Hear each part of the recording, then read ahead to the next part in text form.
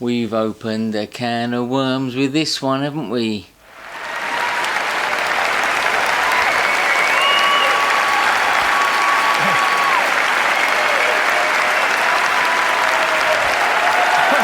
As you know, we read something about possible licensing fees and stuff like that, and we are, as I say again, we are neutral in this.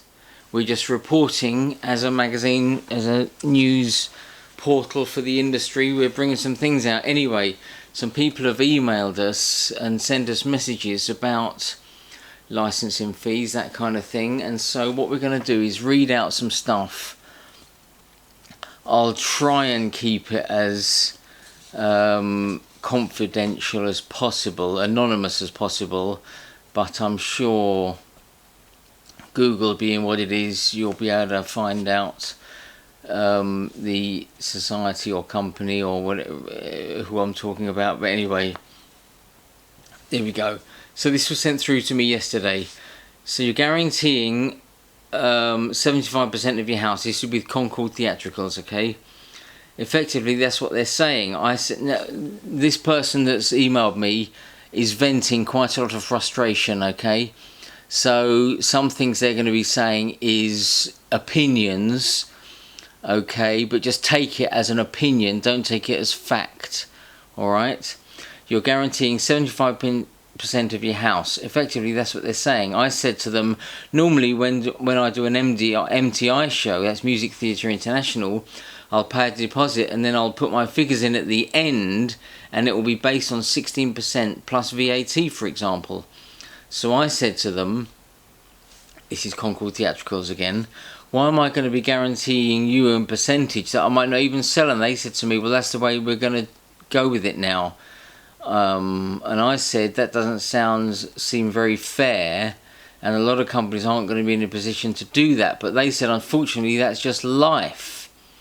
Now, I come from a professional background where I used to be a stage manager, so when I go to Concord, I'll battle with them for the rights. With Calendar Girls, the musical, I thought I'll just pay it, but it did make me think, and I said to them, why would I be paying 75%? Perhaps it should be 50%, for instance.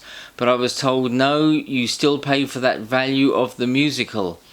They want a guarantee, so you put your lowest ticket price, your highest ticket price, and your capacity in, and they want to guarantee getting 75% of a full house. I just think it's ridiculous.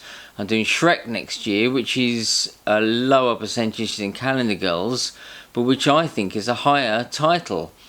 But Samuel French Concord has a long history with Calendar Girls, and it certainly does. We all know what happened when they released the things for an 18-month window, broke all the records. At the end of the day, can I justify paying nearly £3,000 for an amateur youth musical? Probably now is not the right time. I'll say that again. Although I'm not sure any time would be the right time. I just don't think they are doing themselves any favours, and they may end up losing out. I think MTI will then lap it up. MTI, of course, used to be Joseph Weinberger's, and now Music Theatre International has brought that out. When we used to be a member of NODA, which we're not anymore because that is ridiculously expensive too, but when we used to go to the award shows, you get the big companies there all the time, like R&H before they merged with Concord, but nobody would ever question them because it's very faceless. You put it through the system and either you get the show or not. I was going to put something on our Facebook page about the Calendar Girls thing, as I'm quite outspoken, so I was really pleased when you brought it up in your videos this week. For me, there's little point in representing an organisation if you can't say anything. That's what we were saying, isn't it? If it means I don't get any titles in the future, then I don't get any titles. But actually people will hear it and think, hang on a minute. We've done sold out shows before in Cambridge, such as Spamalot, which we still lost money on. And when I went back to the rights company, Theatrical Rights Worldwide, which we used to pay in US dollars before they set up their London office in Regent Street, I said to them that they really needed to set up a London place, an HQ. I had other TRW titles that I wanted to do, such as Priscilla, Queen of the Desert. Companies should listen to their customers. TRW now has a London office. It would be nice if Concord would have a forum or an organisation to discuss things at least with customers. Whether they listen or not might be another thing. You really have to bear in mind what happens on the ground. When we did a youth production of Chicago, we weren't allowed anybody in it over 18, but a production that went on 6 months earlier than us had 28, 29, 30-year-olds in it. And that production got a youth award from NODA. And that's despite not being allowed to do that particular show with over 18s. We went to Concord, had a long debate during which they said we should have reported it. We did. So what's the point in signing a riser saying I'm going to use all the billing, say it's a Concord licensed production, we wouldn't have any over 18s in it? Pretty pointless really. I'm not sure really taking it very serious. They're taking it very seriously at all. We even had members who couldn't do the show purely because they were too old. And that's where playing by the rules gets you, like mask wearing, I guess. I'm afraid that Concord don't really care. Now this is an opinion, of course, okay? I had this before with the Calendar Girls musical, and I invested in the Calendar Girls UK tour, the musical tour, which didn't do as well as some people think, by the way, which on the amateur market will do very, very well, like the play did. Now I have a license for the musical. I was one of the first to get it. In fact, I found out that another company, literally 25 minutes down the road, so we share pretty much the same performers, is going to do it just 2 weeks after me. So I went to Concord and I said, this isn't great. We've had issues like this before. They don't really care. And it's very much like you either pay or you don't. Whereas with MTI, they have become very selective with big shows. If they're going to get a big title to the market, they're not going to just release it straight away. Sometimes you have to apply for it, find out later if you've been successful. They want to dot them around in terms of having an income and working a percentage. If you put it out to the marketplace, you're not necessarily going to get all those customers that see it coming along.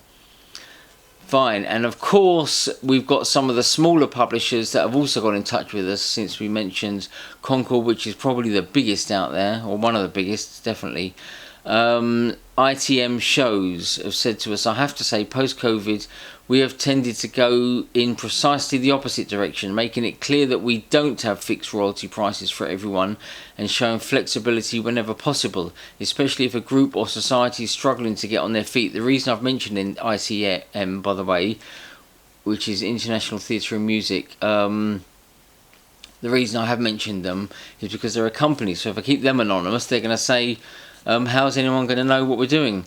Only yesterday we licensed an ITM show to a group in the USA who were desperate to do 6 performances, but their budget was at breaking point, as a lot of budgets are at the moment. They had little cash flow following their community pandemic stipulations, but they really loved our musical and were longing to start their rehearsals again. So we simply charged them a basic royalty for 4 performances and threw the other 2 performances in for free. We also contributed to their cost of their musical materials. How grateful were they? I'll leave you to imagine. That's one more USA amateur group who will be able to be up and running again. As you said on many occasions in your talks, we are all in this together, and everyone's recovery is what we should all be doing whenever and wherever possible. ITM is just a mini single David to Concord's several Goliaths in the music theatre licensing world. But all the more reason for the big boys to set an example by showing encouragement and flexibility right now with their licenses. Quote, global amateur groups are literally crawling their way out of an awful 17 months of inactivity. Many have thrown the towel in and won't make it back into the rehearsal room. What we licensors should be doing is saying to the groups who are trying to re-emerge is, come on, you can do this and we're going to help in any way we can. It's that simple. When you put it like that, it is that simple, isn't it? I'm sure there's a little bit more to it than that, but yeah, it's a funny one, isn't it? It's a funny one, but we'll keep reporting to you as it comes into us. So let us know what goes on. news@sardinesmagazine.co.uk. You can give us a call if you like on 020 8302 7565, and we'll take it from there. That's it for now. It's Wednesday today, we'll see you Friday. Stay safe, stay well, we're back. See you later. Bye.